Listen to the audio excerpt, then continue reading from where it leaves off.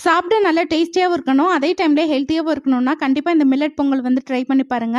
தோழி மில்லட்ஸ்ல இருந்து இந்த வரகரிசி பொங்கல் மிக்ஸ் தான் வாங்கியிருந்தேன். இது கூடவே பார்த்தீங்கன்னா மிளகு, சீரகம், முந்திரி எல்லாமே வந்துடும்.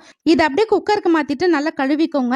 அடுத்து இதில் 1 கப் பால், 2 கப் தண்ணி, 1/4 டீஸ்பூன் பெருங்காயத்தூள், தேவையான உப்பு, 1 டேபிள் ஸ்பூன் நெய் சேர்த்துட்டு மீடியம் ஃப்ளேமில் ஒரு 3 விசில் விட்டு வேக வச்சுக்கோங்க. பாலுக்கு பதிலாக நீங்கள் தண்ணி மட்டும் கூட சேர்த்துக்கலாம்.